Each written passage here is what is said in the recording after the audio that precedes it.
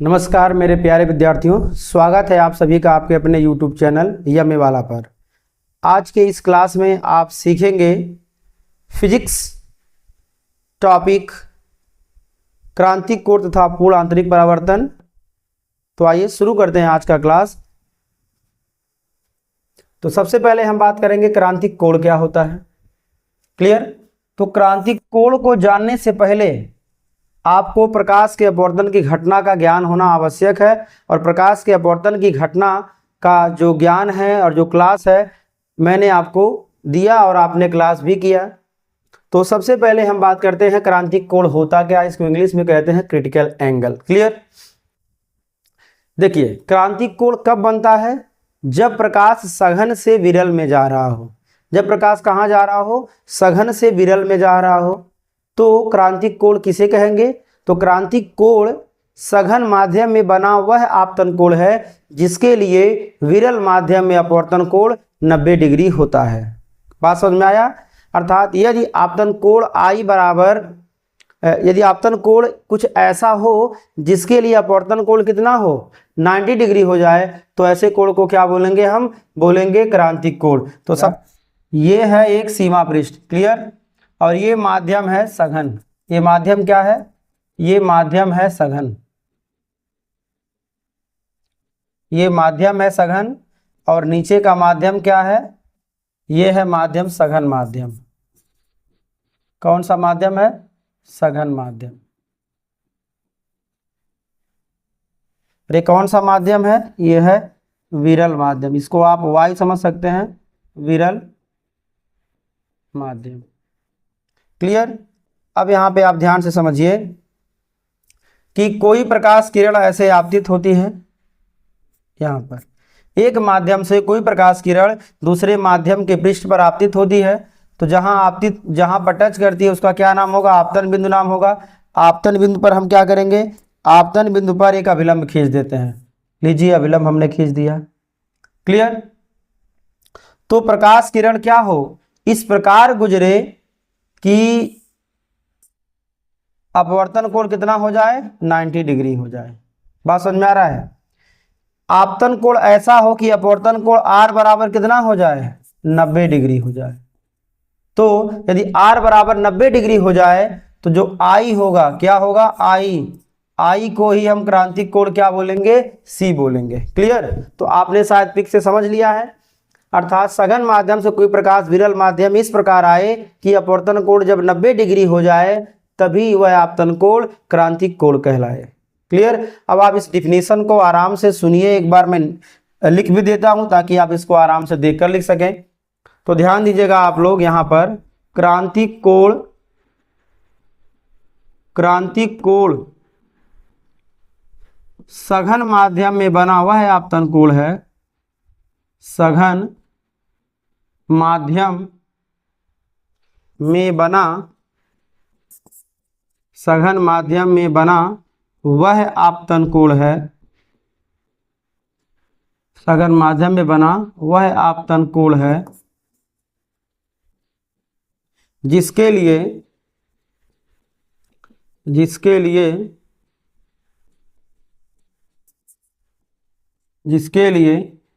माध्यम में, जिसके लिए विरल माध्यम में अपवर्तन कोण, जिसके लिए विरल माध्यम में अपवर्तन कोण 90 डिग्री होता है। बात समझ में आया? क्रांतिक कोण सघन माध्यम में बना वह आपतन कोण है जिसके लिए विरल माध्यम में अपवर्तन कोण 90 डिग्री होता है। याद रखिएगा ऐसे यहां पर यदि R बराबर कितना? 0, तो I बराबर क्या हो जाएगा? C। और यही क्या है? C ही क्या है? क्रांतिक कोण है। क्रांतिक कोण को किससे प्रदर्शित करते हैं? इसको C से प्रदर्शित करते हैं। आप इसको याद रखिएगा। क्लियर? यदि अपवर्तन कोण R बराबर 90 डिग्री हो जाए तब आपतन कोण I ही क्या होता है? C होता है। इसी को हम क्रांतिक कोण को क्रिटिकल एंगल कहते हैं। क्लियर? तो अब आप याद रखिएगा कि किस रंग के प्रकाश के लिए क्रांतिक कोण का मान अधिक होता है। किस रंग के प्रकाश के लिए क्रांतिक कोण का मान अधिक होता है? तो याद रखिएगा लाल रंग के प्रकाश के लिए, याद रखिएगा लाल रंग के प्रकाश के लिए क्रांतिक कोण का मान सर्वाधिक होता है और बैगनी रंग के प्रकाश के लिए क्रांतिक कोण का मान सबसे कम अर्थात न्यूनतम होता है। क्लियर। अब आइए हम बात करते हैं इसके अगले टॉपिक पर, नाम है उसका पूर्ण आंतरिक परावर्तन। तो उसमें भी यही पिक यूज होगा। कैसे? देखिए यहां पर प्रकाश ऐसे आया और इस प्रकार आपतित हुआ कि अपवर्तित कोण कितना बन गया? 90 डिग्री हो गया है। जरा सोचिए यदि यही हम आपतित किरण को अगर यहां से ले आए, क्लियर, तो प्रकाश इधर न होकर कहां चला जाएगा? इधर चला जाएगा। ठीक है, और इस घटना को हम प्रकाश का पूर्ण आंतरिक परावर्तन कहते हैं। आइए इसको हम दूसरे हेडिंग में देख लेते हैं। तो सबसे पहले बात करते हैं पूर्ण आंतरिक परावर्तन क्या होता है। तो पूर्ण आंतरिक परावर्तन वह परिघटना है जिसमें प्रकाश दूसरे माध्यम में बिल्कुल नहीं जाता बल्कि पहले माध्यम में ही पूरा पूरा वापस लौट आता है, अर्थात पूर्ण आंतरिक परावर्तन। इसका पूरा नाम क्या है? पूर्ण आंतरिक परावर्तन। तो अब इसको ध्यान से समझिएगा, पूर्ण आंतरिक परावर्तन क्या होता है। तो जब प्रकाश किसी एक माध्यम से जब दूसरे माध्यम में जाता है तो क्रांतिक कोण का मान इतना ज़्यादा बढ़ा दिया जाए, क्रांतिक कोण का मान से आपतन कोण ज़्यादा कर दिया जाए तो प्रकाश विरल माध्यम में बिल्कुल नहीं जाता बल्कि सघन माध्यम वापस लौट आता है। तो प्रकाश के अपने ही माध्यम में वापस लौट कर आने की घटना को पूर्ण आंतरिक परावर्तन कहते हैं। इसको आप डायग्राम से समझिए, डायग्राम से आप इसको अच्छा से समझ लेंगे कैसे होगा ये। देखिए ये है एक सीमा पृष्ठ और ये है एक माध्यम। ये हमने क्या बनाया? एक माध्यम है और माध्यम का क्या नाम होगा? सघन माध्यम है। माध्यम कैसा है? ये है सघन माध्यम। क्लियर। अब हम बात करते हैं ये माध्यम कैसा है, तो ध्यान से सुनिए और समझिए। ये माध्यम है सघन माध्यम। नाम क्या है इसका? सघन माध्यम। इसका नाम क्या रखते हैं? ये है विरल माध्यम, विरल माध्यम। क्लियर। यहाँ पर दो माध्यम है। ये क्या है? इसका क्या नाम है? इसका नाम है सीमा पृष्ठ।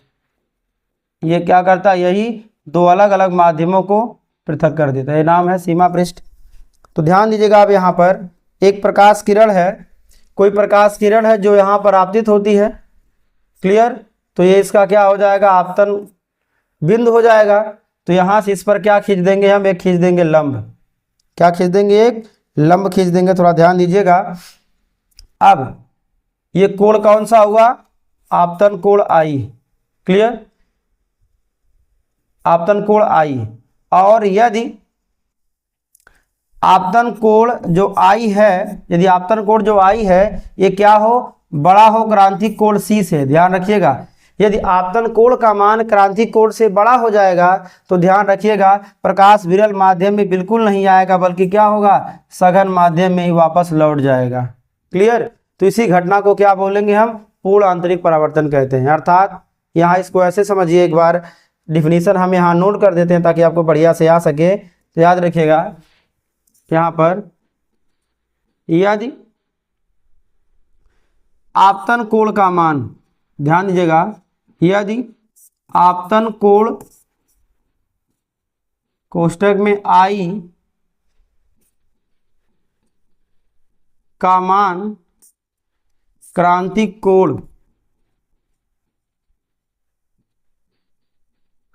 कोण कोष्टक में सी से बड़ा कर दें तो, सी से बड़ा कर दें तो प्रकाश विरल माध्यम में बिल्कुल नहीं जाता। तो प्रकाश विरल माध्यम में बिल्कुल नहीं जाता, विरल माध्यम में बिल्कुल नहीं जाता बल्कि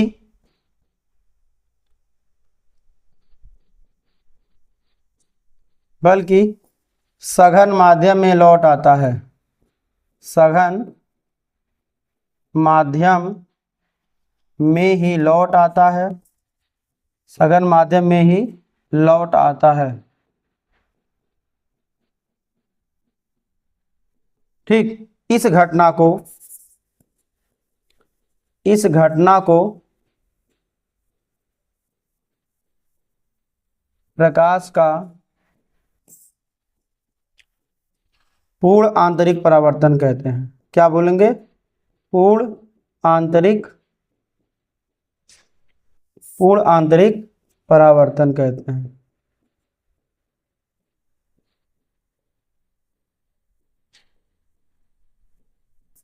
क्लियर? तो बड़ा लंबा डेफिनेशन इसका है, लेकिन ध्यान से सुनेंगे और समझेंगे तो आपको क्या होगा, एकदम बढ़िया से याद हो जाएगा। क्लियर? यदि आपतन कोण I का मान क्रांतिक कोण C से बड़ा कर दे तो प्रकाश विरल माध्यम में बिल्कुल नहीं जाता बल्कि सघन माध्यम में वापस लौट आता है। इस घटना को प्रकाश का पूर्ण आंतरिक परावर्तन कहते हैं। क्लियर? अब आप ध्यान से सुनिए, एक बार मैंने पिक समझाया, एक बार मैंने डिफिनीशन लिखा, मैं एक बार फिर से रिपीट कर देता हूं ताकि आपको कोई कंफ्यूजन नहीं हो।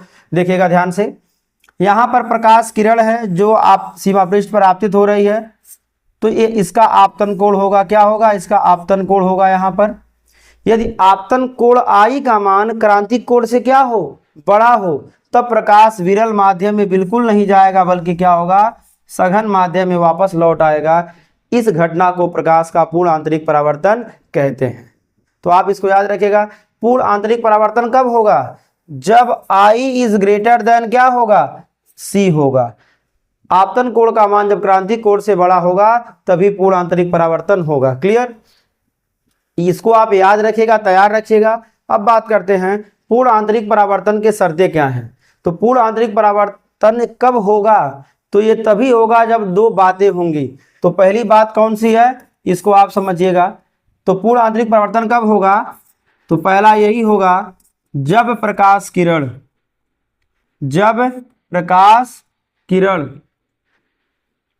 सघन माध्यम से, किस माध्यम से, सघन माध्यम से, जब प्रकाश किरण सघन माध्यम से विरल माध्यम में जा रही हो। किस में जा रही हो?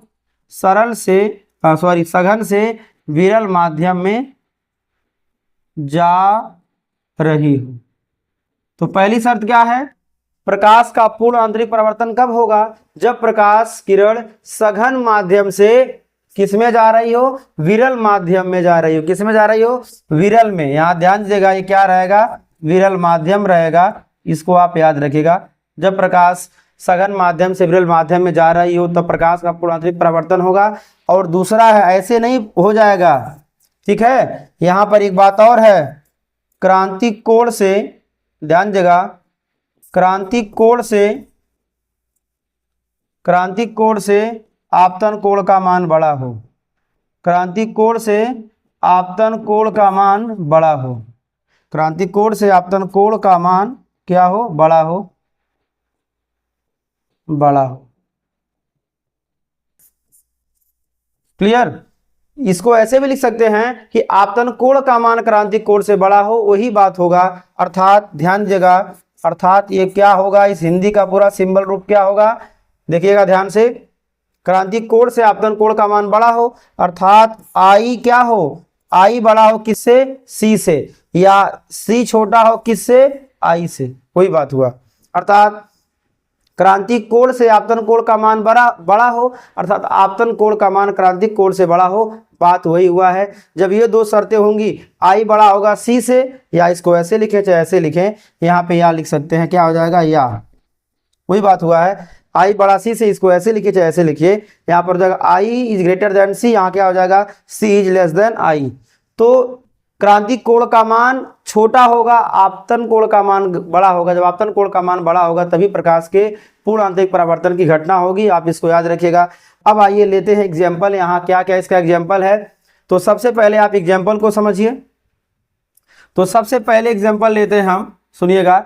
हीरे का चमकना। हीरे का चमकना, हीरा क्यों चमकता है? तो याद रखिएगा, हीरे द्वारा प्रकाश का पूर्ण आंतरिक परावर्तन होता है। हीरे में क्या होता है, प्रकाश का पूर्ण आंतरिक परावर्तन होता है, इस कारण हीरे की चमक होती है। दूसरा है कांच में पड़ी दरारों का चमकना। दूसरा एग्जाम्पल क्या है इसमें, कांच में पड़ी दरारों का चमकना। अगर कांच में कोई दरार पड़ी है तो समझिए क्यों चमक रहा है, तो याद आएगा आपको, प्रकाश का पूर्ण आंतरिक परावर्तन होता है। जहां से प्रकाश का पूर्ण आंतरिक परावर्तन होता है ना, वहां से वहां पर प्रकाश के परावर्तन होने से वह बहुत चमकदार दिखाई देता है तल। तो कांच में पड़ी दरारों का चमकना किसका कारण है? ये किसका कारण है? प्रकाश के पूर्ण आंतरिक परावर्तन का कारण है। इसको आप याद रखिएगा। अब बात करते हैं तीसरा। तो कांच में पड़ी दरारों का चमकना है, हीरे का चमकना है। अब थोड़ा याद रखिएगा, ठंडे प्रदेशों में मरीचिका। क्या होगा? ठंडे प्रदेशों में मरीचिका। ठंडे प्रदेशों में मरीचिका।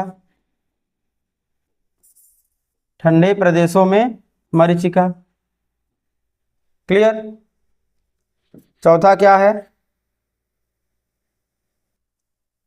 रेगिस्तान में मरीचिका। कहाँ पे मरीचिका? रेगिस्तान में मरीचिका। अब ये मरीचिका क्या होता है याद रखिएगा, उल्टा प्रतिबिंब बनना।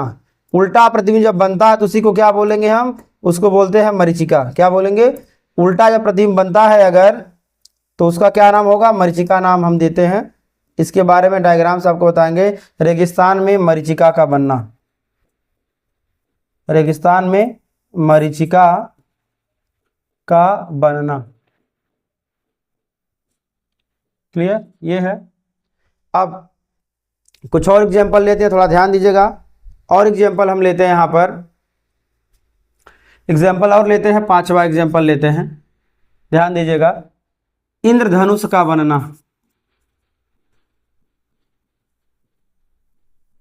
इंद्रधनुष का बनना, ध्यान दीजिएगा। इंद्रधनुष बनने में प्रकाश का पूर्ण आंतरिक परावर्तन होता है। जल की बूंदों द्वारा प्रकाश का पूर्ण आंतरिक परावर्तन होता है, तभी अपवर्तन और पूर्ण आंतरिक परावर्तन की घटना के कारण ही इंद्रधनुष बनता है। तो इंद्रधनुष जब बनता है तो प्रकाश का उसमें जल की बूंदों में जो कि प्रिज्म का कार्य करती हैं, पूर्ण आंतरिक परावर्तन होता है, तभी जाकर बनता है। और यहाँ पर लेते हैं, थोड़ा ध्यान दीजिएगा आप लोग, प्रकाशिक तंतु। प्रकाशिक तंतु, प्रकाशिक तंतु में भी क्या होता है? प्रकाश के पूर्ण आंतरिक परावर्तन के घटना का उपयोग होता है। क्लियर? तो इसके डायग्राम को हम अगले वीडियो में कवर करेंगे। क्लियर? तो इंद्रधनुष के बनने में प्रकाश के पूर्ण आंतरिक परावर्तन का उपयोग होता है। प्रकाशिक तंतु क्या होता है? यह एक प्रकार का ऐसा यंत्र है जिसमें जब प्रकाश जाता है तो प्रकाश बार बार पूर्ण आंतरिक परावर्तित होता है और प्रकाश एक जगह से, एक सिरे से घुसकर दूसरे सिरे पर यह पहुंच जाता है बिना प्रकाश का क्षय हुए। क्लियर? अब